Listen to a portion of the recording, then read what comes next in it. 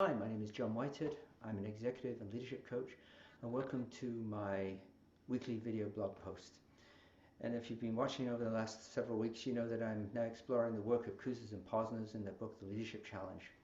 And for me, it was a seminal work. It was an important work. It was, when I read this book, I went, wow, this explains so much about how I lead as a leader and how I see other people lead as leaders. And again, it's backed up with, as I said before, backed up with a ton of research. And what Kouzes and Posner did is they took five practices that they see leaders who are doing incredible things, extraordinary things in their organizations. They saw 5 basic things that they were doing. And then within those 5 practices, they found 6 behaviors in each one of those. And in the first practice, which is modeling the way, they found, like you say, 6 behaviors.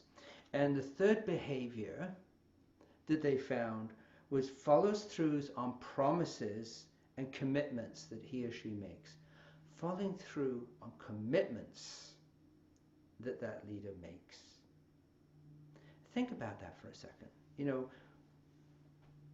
know, like me, maybe you're going, yeah, duh, of course. Why is that important? It's important because it goes a long way to build trust.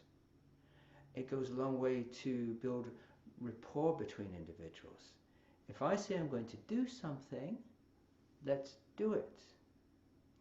So we know in this book, one of the things they touch on is credibility. What is credibility in a leadership setting?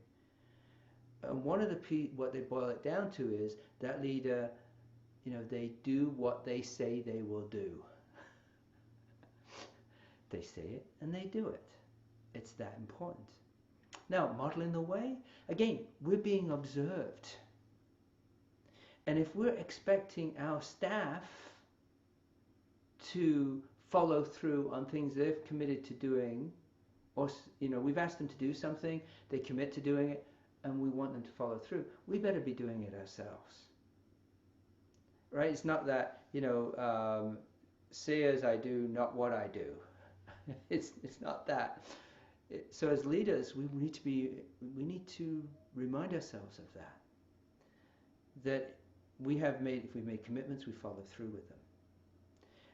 There's so many. I think, you know, I can think of so many examples of that. But for example, if I'm working with a client, and at the end of the session, we'll go through, so what are you taking away from today?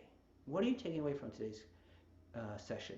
And they say, well, I realized that I need to do X, Y, Z. I need to do this thing. And I'll say, so when are you going to complete that by? And they say, well, I've got to do it by next week. And so then I'll often say, so what's your first step? What's the first step you have to do? And then when are you going to do that? And often the other question I ask is, who's going to hold you accountable? Who's going to hold you accountable? And very often what they'll say, well, I'll send you an email, John, when I've done that. And I said, oh, that's great. If that works for you, do that. Or is there somebody else that can hold you accountable, that you can go to and say, hey, I've made a commitment to do this by this date. So stick to commitments. It's a primary piece of leadership because people are seeing it. You want to build that trust, you want to build that credibility, it's super important. So thank you for watching this week. Feel free to leave a comment, suggestion, and again, feel free to sign up for my weekly blog posts, and I'll send you a free copy of my book, What Are These Things Called Soft Skills.